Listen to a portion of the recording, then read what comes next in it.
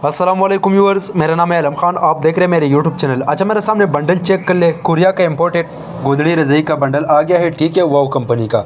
कोशिश करना है वीडियो स्किप नहीं करो, वीडियो लास्ट तक देखना है ताकि माल के हवाले से आप लोगों को ज़्यादा से ज़्यादा आइडिया हो सके।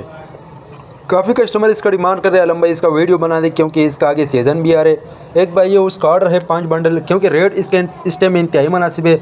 12,500 रुपये आप लोगों को एक रेट जो है ना माल मिलेगा।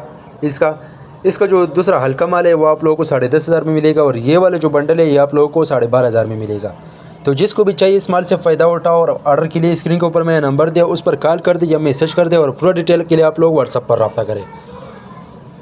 पाकिस्तान में हर शहर से ऑर्डर कर सकते हैं। पाकिस्तान में हर शहर तक हमारा माल ट्रक, ट्रेन, बस अड्डे के ज़रिए से बेल्टी होते हैं। जैसे बेल्टी होते हैं बेल्टी कस्टमर को व्हाट्सअप की जाती है। पेमेंट हमारे एडवांस से, डिलीवरी चार्ज कस्टमर पर होता है। इस टाइम में हमारे पास सिर्फ 5-6 बंडल अवेलेबल है जो आप लोग देख सकते हैं।